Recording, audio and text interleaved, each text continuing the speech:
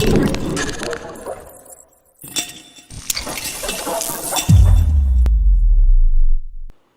To 100 day challenge. मैं आज एक बहुत फंडामेंटल क्वेश्चन पूछना चाहती हूँ कि चाहे वो हमारा लॉ या कॉन्स्टिट्यूशन या rules, regulations, facilities, medical facilities, जो भी है, जो भी स्ट्रक्चर सोसाइटी ने बनाया हुआ है हमारे कंट्री में, दुनिया का मुझे पता नहीं है इसलिए मैं वहाँ पर जाऊँगी नहीं। जो भी स्ट्रक्चर हमारी सोसाइटी ने हमारे लिए बनाया है, वो स्ट्रक्चर में कहीं भी लव, कंपैशन, यूनिटी, ये जो शब्द हैं वो यूज नहीं होते हैं और ना ही कोई सिस्टम उसके अराउंड डिजाइन किया गया है। ऐसा क्यों है, ये मैं बहुत वक्त से सोच रही हूँ और मुझे तो इसका सिर्फ एक ही आंसर मिल रहा है। Is because greed is ruling the entire societal structure.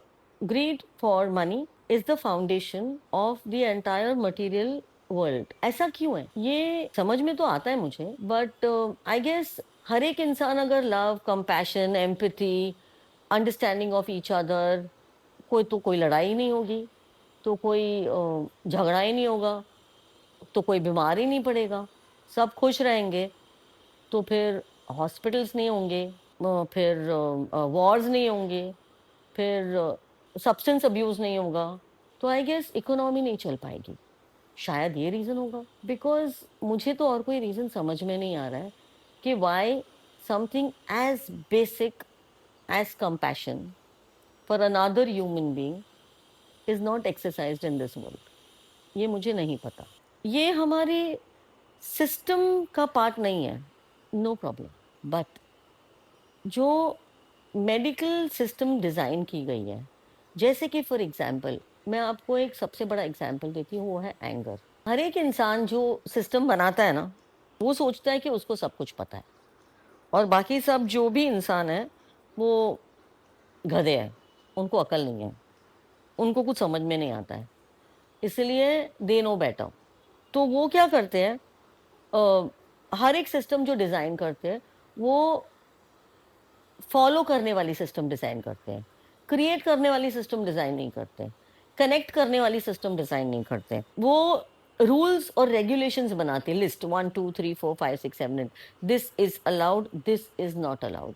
हर हर एक सिस्टम जो डिज़ाइन किया गया है, इवन बाय रिलीजन्स, जो सिस्टम डिज़ाइन किया गया है वहाँ पे एक पूरी लंबी चौड़ी list of dos and don'ts है, and every religion has that dos and don'ts.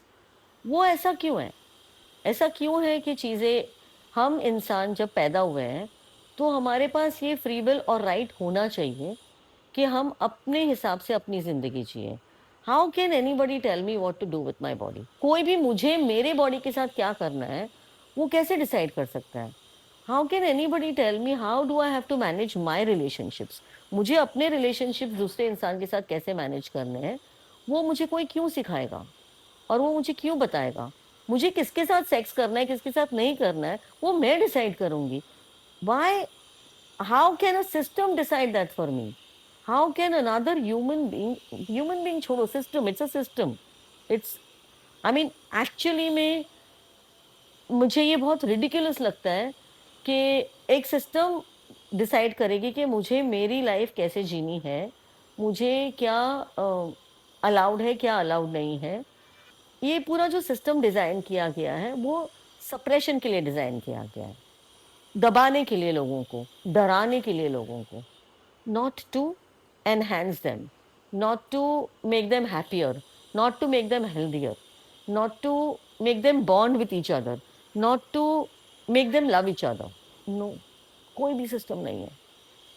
तो नेचुरल है ना कि हम लोग को गुस्सा आएगा, because I am robbed of my basic right of living and breathing as per my wish। मैं अपने विश के हिसाब से जी भी नहीं सकती हूँ, तो इट इज़ वेरी नेचुरल कि मुझे गुस्सा आएगा। और क्यों नहीं आए?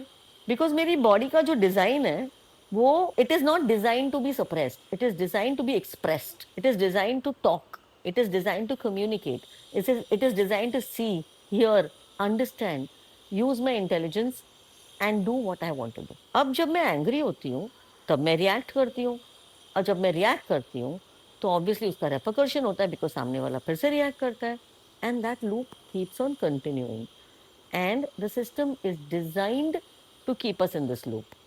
इस लूप में ये पूरा सिस्टम डिजाइन किया गया है कि हम इससे बाहर निकल ही ना पाए, और इसलिए हमारे कंट्री में hospitals are more than school. In fact talking about schools, luckily आज के डेट में काफी कुछ सुधर रहा है, and holistic education is taking pace, and people are more open to doing different things than just being doctors and engineers and mathematicians. काफी कुछ हो रहा है, that is true, I agree with that, but उसका pace थोड़ा बढ़ना चाहिए। एक basic ancient text which is Bhagavad Gita, जो लोगों ने पढ़ी है लेकिन समझी नहीं है, बिकॉज भगवद गीता को भी हम लोगों ने रूल्स एंड रेगुलेशंस में बदल दिया है, which is not true. Bhagavad Gita is simply a series of 700 shlokas, जो अगर हम इंग्लिश में ट्रांसलेट करें और हिंदी में ट्रांसलेट करें, या जिसको भी जो भी लैंग्वेज आती है उस लैंग्वेज में ट्रांसलेट करें, तो किसी भी इंसान को उस लैंग्वेज ही बहुत आसानी से समझ में आ जाएगी। तो इसलिए आज मैं भगवद गीता का जो एक श्लोक है विच इज ऑन एंगर, वो मैं पढ़ना चाहूंगी, और वो श्लोका है 2.62 एंड 2.63। शायद मैंने ये कल भी पढ़ा था, but I guess that is what it is. So let's read it. Bhagavad Gita श्लोक 2.62 and 2.63। While contemplating sense objects, a person develops attachment. From attachment comes desire. From desire, anger arises. From anger comes delusion. From delusion, memory is lost. From memory loss, intelligence is destroyed. And when intelligence is destroyed, the person is ruined. इसका क्या मतलब है? इसका मतलब है कि हम सबके पास इंटेलिजेंस है। इसका सबसे पहला मतलब तो ये है कि हम सबके पास इंटेलिजेंस है। अब when contemplating sense objects, a person develops attachment. Sense objects मतलब जो हम देखते हैं, सुनते हैं, फील करते हैं, स्मेल करते हैं। जब हम देखते हैं चीज़ों को, दूसरे लोग जो कर रहे हैं वो देखते हैं, तो हमारी इच्छा जागती है कि मुझे भी ये चाहिए। Why not? That is very very normal. So obviously मेरा मन करेगा वो चीज़ पाने का। तो जैसे ही वो मेरा मन करता है और मुझे वो चीज़ नहीं मिलती है, तो मुझे गुस्सा आता है। From Dzire anger arises. Anger कब अराइज करेगा? जब जो मैं डिजायर करती हूँ वो मुझे नहीं मिलता है, तभी गुस्सा आएगा। इसी स्टेज पे मैं रोकना चाहूंगी, और मैं इस स्टेज से आगे जाना ही नहीं चाहती हूँ, बिकॉज हमारी पूरी डिजाइन जो है वो एंगर अराइजेस के बाद शुरू होती है, कि एंगर मैनेजमेंट। आप एंग्री, हम सबको एंगर के कगार पर लाके छोड़ दिया जाता है, और अब हमको मैनेजमेंट करना है और उसके हमको पैसे देने हैं। बहुत सिंपल है। नाउ एंगर मैनेजमेंट, शायद आपको पता है कि नहीं पता, ये मुझे नहीं पता। Anger management is not only a myth, it is dangerous. सबसे डेंजरस है एंगर मैनेजमेंट। ये इंस्पिरेशन आज सुबह सुबह मुझे मिला, जब मेरा जो कलीग है उसको एंगर इश्यूज है। तो काफ़ी कोशिश करता है वो कि उसको सॉल्व करे वो, बट वो कर नहीं पाता है। तो उसने बोला कि मैं एंगर मैनेजमेंट का कोर्स कर लेता हूँ। मैंने बोला absolutely not, I need you to understand why you are angry first, because anger management के कोर्स में क्या कराया जाता है?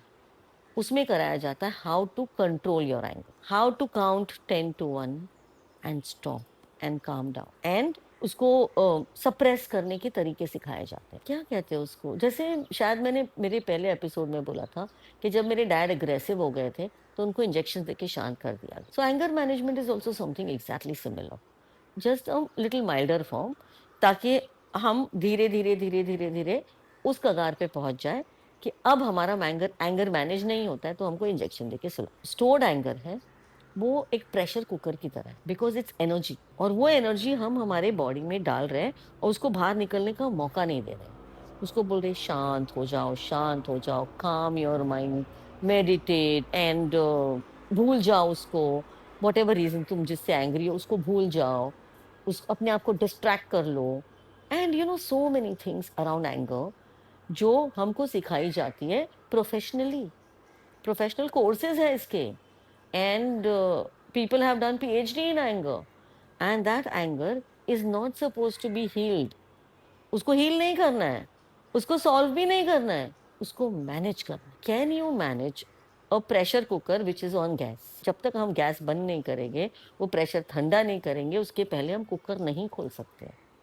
Is what we need to understand कि हम कुकर नहीं खोल सकते हैं जब तक कि गैस बंद नहीं होता है और प्रेशर कम नहीं हो जाता है, वो खत्म नहीं हो जाता है, सेटल नहीं हो जाता, तब तक हम कुकर खोल नहीं सकते। सो anger is exactly like that. हम क्या कर रहे हैं, हम उसको मैनेज कर रहे हैं, तो गैस ओपन है, बिकॉज वो एंगर कहीं भी नहीं जा रहा है बॉडी में से बाहर, वो बॉडी के अंदर ही पनप रहा है। It's going non stop non stop non stop non stop non stop, because we are managing it with our brains. But हमारे ब्रेन के पास सिर्फ और सिर्फ सोचने की कैपेसिटी, उसके पास फील करने की कैपेसिटी नहीं है। जो भगवत गीता ने हजारों साल पहले बोला था, न्यूरो साइंस ने अभी कंफर्म किया है, जो मैंने कल भी डिस्कस किया था। It is called the amygdala hijack. Neuroscience ने कंफर्म किया है कि एमिगडाला जब हाईजैक करता है तो we lose a sense of control completely. उस मोमेंट पे हमको कुछ नहीं पता हम क्या कर रहे हैं, और यही जो मोमेंट होता है, उसी मोमेंट में सुसाइड्स होती है, अटैक्स होते हैं, मर्डर्स होते हैं, जो भी होता है वो इस मोमेंट में होता है, जो धीरे धीरे धीरे धीरे धीरे हमारे बॉडी के अंदर पनपते रहता है, पनपते रहता है, पनपते रहता है, पनपते रहता है, जब तक कि हम उस पोजीशन पे नहीं पहुंच जाए कि आप बूम करके ब्लास्ट हो जाए। It will blast and it will convert into a crime, and then the criminal will be punished. I'll tell you a very beautiful story, a real story. उसका नाम मैं भूल गई हूँ, but the prayer is called Hopopono. Hopopono, जो आपको YouTube पे आप Hopopono डालोगे तो आपको मिल जाएगी वो prayer, and it's a forgiveness prayer.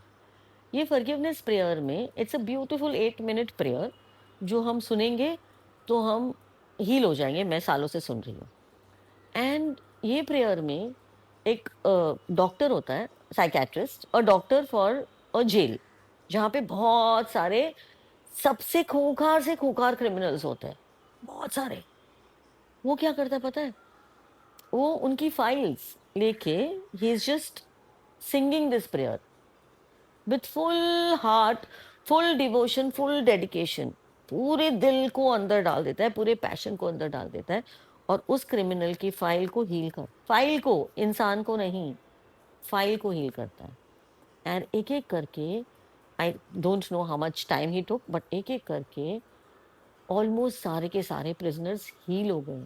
Heal हो गए मतलब शांत हो गए, और जेन्यूनली शांत हो गए। दबे हुए शांत नहीं हुए, डरे हुए शांत नहीं हुए।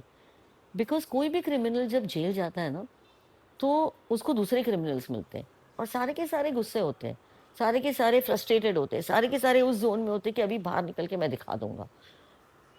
Kind of a environment, kind of a pressure that is already build over there.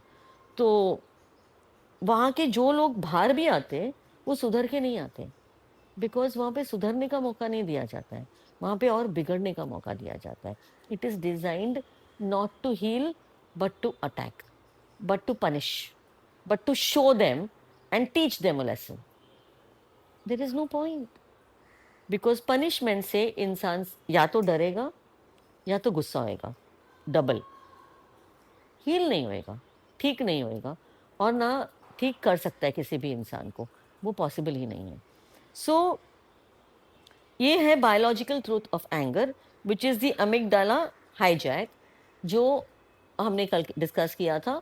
And you can just type amygdala, AMYGDALA hijack on Google, और आप इसके बारे में पढ़ सकते हो, because it is very very important to understand कि हम जो भी रिएक्ट करते हैं वो क्यों रिएक्ट करते हैं। मतलब top politicians become children when they get angry, उनको पता ही नहीं चलता है वो क्या कर रहे उस मोमेंट में। उसके बाद जरूर they will reflect and see that how could I do something like this. The answer is amygdala hijack.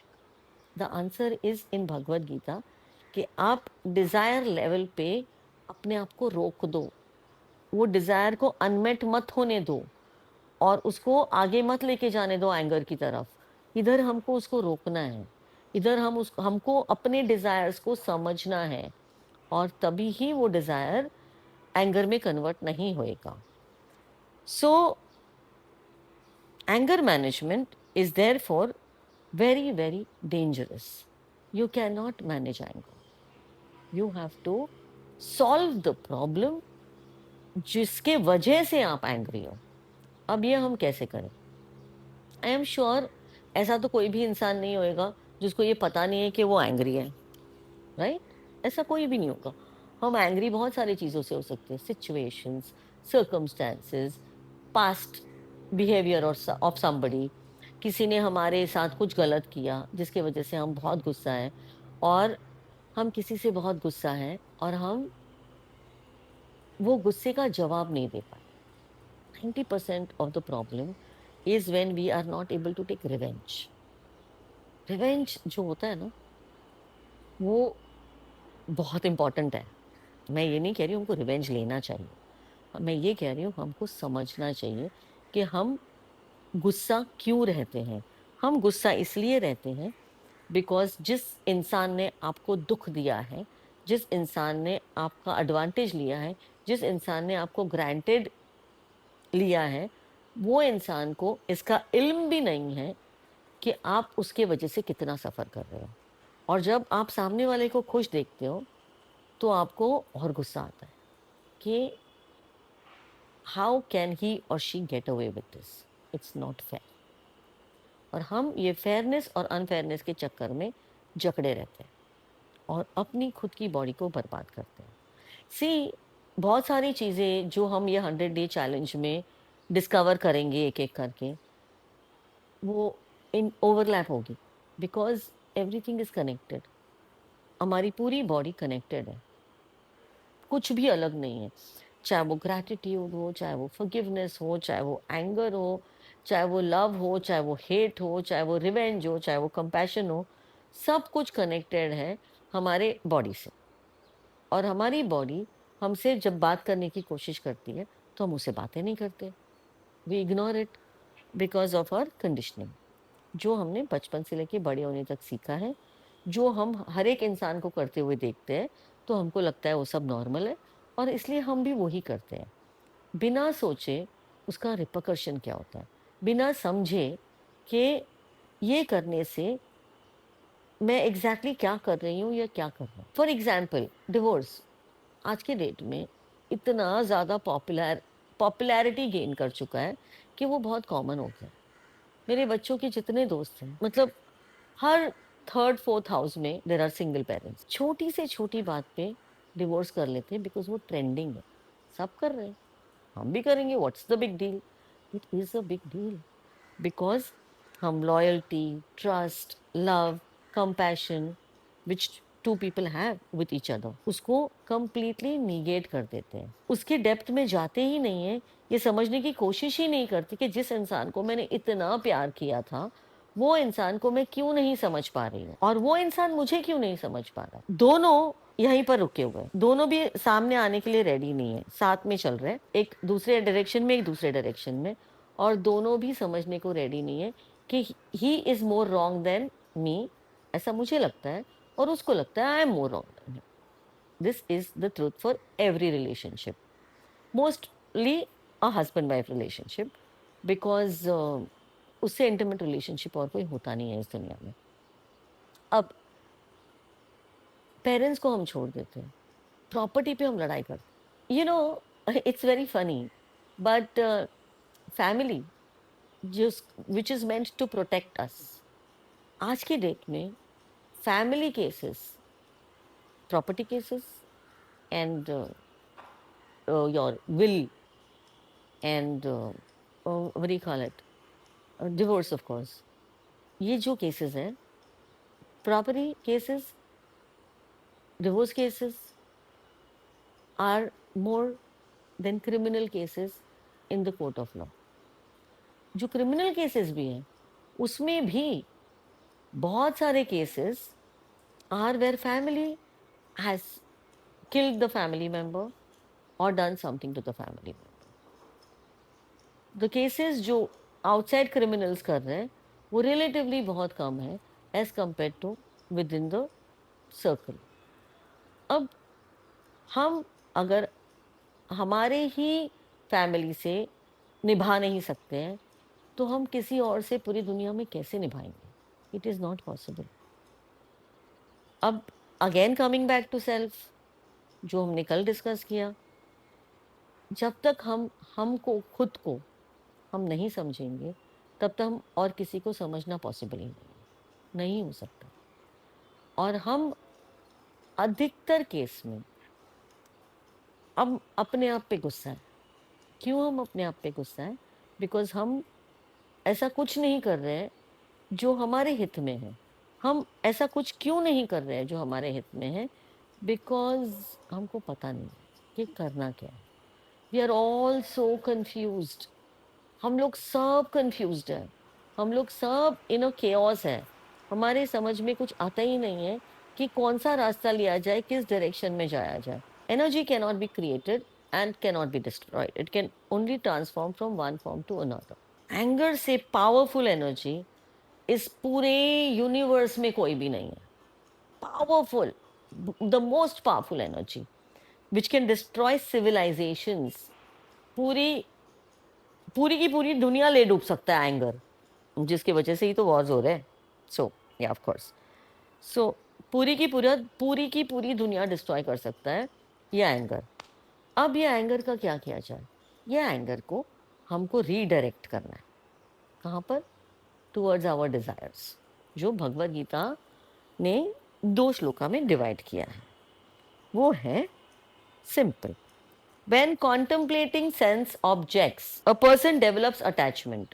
हम इंसान हैं, ऑब्वियसली हम अटैच होंगे। That's our job, to get attached to things, to people, to circumstances, to results, to money, to fame, to power. Why not? That's exactly what we are suppose to do. और लेकिन हम ये सब कमाए कैसे? How do we earn all of this? We earn all of this by putting all our energy, हमारी सारी की सारी एनर्जी हम अपने आप में डालें, अपने आप को के डेवलपमेंट में डालें। अपने पूरा एंगर, जितना भी हमको गुस्सा है, जिस पे भी गुस्सा है, उसको छोड़ दो।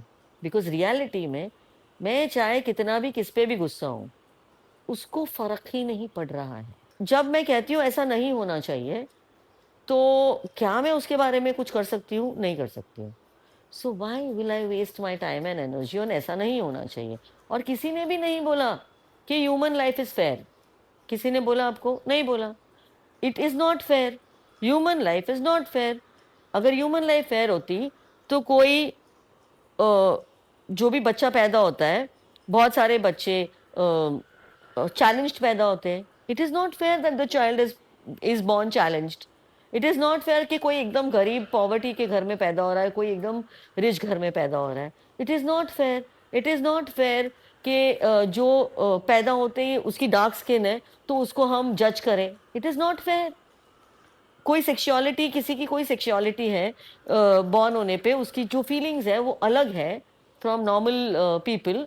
नॉर्मल पीपल का मतलब है what you call it, when too many people do the same thing, it is called normal. जब एक बच्चा उनसे अलग पैदा होता है तो उसको अलग ट्रीट किया जाता है और उसको और भी डिप्रेस किया जाता है। So it is not fair. Everything that is happening in this world to the human race is not fair, because that is the way it is designed. Design को तो हम चेंज नहीं कर सकते, बिकॉज वो डिजाइन है, उसका creation ही वैसा है। It's the cyclic nature of human life, जहाँ पर कुछ इंसान का काम है to do the dirty work. जो डिजाइन बनाई गई है दुनिया की, वो ही फेयर नहीं है according to us human beings. So we will not get into what is fair and what is not fair, because it's beyond our control. वो हमारे कंट्रोल में है ही नहीं, हमको पता ही नहीं है। और उसको कैसे हैंडल करना है, क्या करना है, we don't know, we can't do it. इसीलिए उसको साइड पे छोड़ना इम्पोर्टेंट है, क्योंकि अगर हम उसको साइड पे नहीं छोड़ेंगे तो उसी से अपना खून जला जला के हमारी खुद की हम बैंड बजा देंगे। So let's not get into fair and unfair, is what I am trying to tell you, कि हम उसमें नहीं जाएंगे। अब प्रैक्टिकल प्रॉब्लम ये है कि हम सब एंगर में हैं। ये प्रैक्टिकल प्रॉब्लम है। प्रैक्टिकल प्रॉब्लम का सिर्फ प्रैक्टिकल सोल्यूशन हो सकता है, और प्रैक्टिकल प्रॉब्लम है कि मुझे गुस्सा आया है। इसका प्रैक्टिकल सोल्यूशन क्या है? पहले पता करो कि हमको गुस्सा क्यों आया। तो हम लिख देंगे 1 2 3 4 5 6 7 8 9 10 थिंग्स कि ये सब चीज़ों की वजह से मुझे गुस्सा आया है। अब वो चीज़ें क्या मैं सॉल्व कर सकती हूँ? हाँ, तो सॉल्व करो, ना तो छोड़ दो। लेकिन मैं जब तक उस पे रिवेंज नहीं लूँगी, मुझे गुस्सा मेरा नहीं जाएगा, ठीक है? तुम्हारे पास उस पे रिवेंज लेने की कैपेसिटी और कैपेबिलिटी है, उतना टाइम है, उतना पैसा है, उतना क्या कहते हैं उसको, पैशन है। Is that passion of taking revenge driving you? Because Duryodhana का तो एक ही पैशन था। उसको किंगडम मिलने के बावजूद भी he was not happy with it, because उसको किंगडम चाहिए ही नहीं था। उसको तो सिर्फ़ और सिर्फ़ पांडवों से बदला लेना था। That was his passion, and that is why the war happened, because उसका वो पैशन था कि मेरे पास जो भी है वो उसके पास ज़्यादा है, so I still have a problem. I will not allow them to be happy. That is was his bottom line. Fair, no problem. You have the resources, himmat, time, energy to invest on somebody else to take revenge, go ahead, कर लो। Choice है, कोई problem नहीं है, because at least you'll be happy कि तुम उस direction में जा रहे हो जिसमें तुम्हारा पूरा पूरा पैशन घुसा हुआ है। बिकॉज इसमें पॉजिटिव नेगेटिव कुछ भी नहीं है। It has nothing to do with positive and negative, it is to do with priorities. आपकी खुद की अपनी क्या प्रायोरिटी है? आपकी प्रायोरिटी रिवेंज लेना है, या आपकी प्रायोरिटी उसको लेसन सिखाना है, या आपकी प्रायोरिटी उसको दिखाना है कि आप कितने स्ट्रांग हो? By all means go ahead. या आपकी प्रायोरिटी अपने आप को बिल्ड करना है, अपने आप को इतना सक्षम बनाना है कि सामने वाला अपने आप छोटा हो जाए। Is that what you want to do? Then that is what you should do. मेरा फेवरेट है जिस पे मैं काम करती हूँ हमेशा, खुद ही को कर बुलंद इतना कि खुदा पूछे तेरी रजा क्या है। That's what I work on continuously. I am not saying I have arrived in life, absolutely not. I am also taking my own time. मैं अपना टाइम लेती हूँ, लेकिन मेरा डायरेक्शन बहुत क्लियर है, मेरा लक्ष्य बहुत क्लियर है, that I will only work for love and compassion to be the foundation of my life. बाकी सबका मुझे पता नहीं, बिकॉज बाकी सब में मुझे जाना नहीं। So love and compassion will be the foundation of my life, and मैं हर रोज़ उसकी तरफ आगे बढ़ते जाती हूँ। और मैं इसीलिए अपने आप से बहुत खुश हूँ कि मैं जो भी कर रही हूँ अपने लिए सही कर रही हूँ, और मैं पूरा टाइम अपना उसी में डालती हूँ। So it makes me happy. Now coming to coming back to anger का क्या करना है। तो एंगर का हमने ऑलरेडी डिस्कस कर लिया है कि आपको क्या क्या चीज़ एंग्री करती है, उसका लिस्ट बना दो और वो लिस्ट को पढ़ो। अगर उसके बारे में कुछ कर सकते हो तो करो, नहीं कर सकते हो तो सोचो कि how important that is to you, और अपने आप को डिस्ट्रैक्ट करो, जो एंगर मैनेजमेंट भी कहता है। But distract yourself in a positive direction to build your own self confidence, to build your own self esteem, to build your own self worth. हम कि हमारा जो भी डिजायर है, जो भी डिजायर है हमारा, वो डिजायर को फुलफिल करने के लिए हमको जो भी करना पड़ेगा अपने आप को डेवलप करने के लिए, वहां पर अपनी एनर्जी डालो, पूरी एनर्जी उधर डालो कि आप अपने आप के खुद के डिजायर्स फुलफिल करने के लिए सक्षम हो। That is where you should completely direct your anger. पूरी एनर्जी लेके खुद में डाल दो। So trust me, it works beautifully. Second, मैंने कहा, आपने सुना, बट इजी नहीं है। Let me be honest about it. क्योंकि जो स्टोर्ड एंगर हमारे में बचपन से लेके अब तक है, वो चुटकी बजा के नहीं जाने वाला है। जो फियर हमारे बॉडी में है, वो भी चुटकी बजा के नहीं जाने वाला है। This will require continuous practice. हर रोज आप शायद थक जाओगे, यार आज भी कुछ नहीं हुआ। No, that's not true.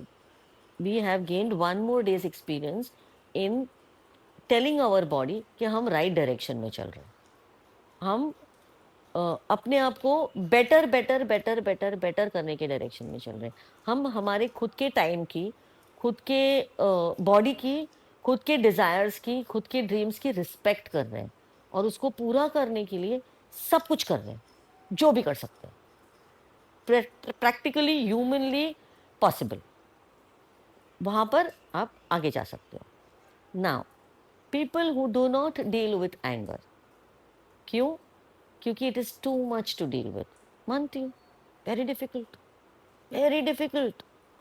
लेकिन जो एंगर से डील नहीं करते हैं, उनका क्या आउटकम होता है ये मैं बताना चाहती हूँ, बाय साइंस ओनली। मैंने नहीं बनाया इसको, साइंस ने लिखा है इसके बारे में। So the diseases that anger causes, when you suppress anger instead of understanding or redirecting it, the energy stays in your body. Over time it becomes toxic, poison, वो पॉइजन बन जाती है। अब वो पॉइजन से क्या होता है, जो न्यूरोसाइंस कंफर्म करता है, heart disease risk increases after every intense outburst. Heart disease जो है, क्योंकि ऑब्वियसली जब भी हम गुस्सा होते हैं तो हमारा हार्ट रेट इंक्रीज हो जाता है एंड वी गेट हाइपर, और हम चिल्लाने लगते हैं, हम पता नहीं जो भी करते हैं, हम हर एक इंसान का अलग अलग है, बट जो भी करते हैं तो हार्ट रेट इंक्रीज हो जाता है और ऑब्वियसली हार्ट डिजीज का रिस्क इंक्रीज होता है आफ्टर एवरी इंटेंस आउटबर्स्ट। और वो इंटेंस आउटबर्स्ट हमारे हाथ में है नहीं, क्योंकि वो एमिगडाला के हाथ में है, एमिगडाला हाईजैक। ये हॉर्मोन्स बड़े इंटरेस्टिंग है, बहुत सारे टाइप के हॉर्मोन्स होते हैं। We should do one episode on hormones, करेंगे, लेकिन अभी नहीं, नेक्स्ट वीक में I think we will do it. थोड़ा और पढ़ाई तो करनी पड़ेगी ना आपके साथ शेयर करने के लिए। So anyway, today we will talk about immunity, कि हमारी इम्यूनिटी क्यों कम होती है, बिकॉज न्यूरोसाइंस है कि हमारी इम्यूनिटी कम होती है। तो oxytocin, the bonding hormone, boosts immunity regulation by reducing inflammation and supporting wound healing, enhances parasympathetic nervous system activity which helps the body shift into a healing state. Okay, oxytocin, basic normal English Hindi में समझा देती हूँ मैं, because ये सब words थोड़े भारी है और मुझे भी वैसे भी याद नहीं रहने वाले। सो एक हार्मोन रिलीज होता है, ये समझना बहुत ज़रूरी है, जो हार्मोन हमारे इम्यूनिटी के लिए बहुत इंपॉर्टेंट है। और वो हार्मोन तभी ही रिलीज होता है जब हम पॉजिटिव सोशल इंटरैक्शंस करते हैं, फिजिकल टच करते हैं, ट्रस्ट करते हैं और इमोशनली सेफ फील करते हैं किसी के साथ। तो ये चारों भी चीज़ें एंगर की कंप्लीटली विपरीत है, absolutely opposite, which is trust, positive social interaction, physical touch, trust and emotional safety. हमको सेफ फील करना बहुत ज़रूरी है। तो जब हम एंग्री हैं किसी पे, वो किसी तो obviously somebody close to our heart, correct, उसके पर अगर हम एंग्री है तो ये सारी चीज़ें फील करना बहुत मुश्किल है। और अगर ये सारी चीज़ें फील नहीं होगी तो ये हार्मोन रिलीज नहीं होगा, ये हार्मोन रिलीज नहीं होगा तो हमारी इम्यूनिटी गड़बड़ा जाएगी। सब कुछ का लॉजिकल एक्सप्लेनेशन है, कुछ भी हवा में नहीं है। सो अगर हमारी इम्यूनिटी कम हो जाएगी तो हम ऑटोमेटिकली डिजीजेज अट्रैक्ट करेंगे बाहर से, किसी और को होगी तो वो हमको होगी, बिकॉज हमने हमारी इम्यूनिटी को पावरफुल नहीं रखा हुआ है। और इम्यूनिटी पावरफुल रखने का तरीका है safety, security and social bonding, trust and emotional connection. So we were talking about the diseases that anger causes. First was heart disease, second was immunity weakens, third is digestion suffers. Digestion suffer तो करेगा ही, because anger से bile पैदा होता है, acid reflux, खाना जो है वो अच्छे से डाइजेस्ट नहीं होता है, बिकॉज हमारा जो गट का हार्मोन है which is called the happy hormone, जो serotonin is called the happy hormone, जो बहुत इंपॉर्टेंट है रिलीज होना, वो रिलीज नहीं होता है। और जिसके वजह से एसिड रिफ्लक्स, अल्सर्स, ये सारे बीमारियां हमारे पेट में होती हैं, जिससे हमारा डाइजेशन सफ़र होता है। और अगर डाइजेशन सफ़र होगा तो बॉडी तो सफ़र होगी, because that is what is giving blood to the entire body. So obviously digestion तो सफ़र हो ही नहीं सकता, और हम सबको 99.9% लोगों को पेट की बीमारियां हैं, because our stomach is the centre of our human body. हमारी ह्यूमन बॉडी का हमारा पेट सेंटर है। And blood sugar rises, blood sugar rise करेगी तो टाइप 2 डायबिटीज हो जाती है, because of again anger, blood sugar rise होती है और टाइप 2 डायबिटीज का डेंजर बढ़ जाता है। और cognitive function declines, memory problem, anxiety, depression, very very normal, very very common. में ऐसा कोई भी इंसान नहीं है जो स्ट्रेस में नहीं है, और स्ट्रेस का फाउंडेशन एंगर ही है, और कुछ भी नहीं है। अगर हम दूसरों से एंग्री नहीं है तो हम खुद से एंग्री है, बिकॉज हम खुद अपने खुद के डिजायर्स फुलफिल करने की कोशिश ही नहीं कर रहे हैं। And that is the bottom line of all the problems in this universe. We are suppressing our desires. We are suppressing our feelings. We are suppressing our emotions. And we are not allowing ourselves to grow. हम डर से एक ही जगह दुबक के बैठे हुए हैं। हमको आगे बढ़ना ही नहीं। जिसको आगे बढ़ना ही नहीं है और उसको सिर्फ जीना है जब तक कि वो मर नहीं जाए, उसका तो मैं कुछ नहीं कर सकती हूँ। बस बाय बाय।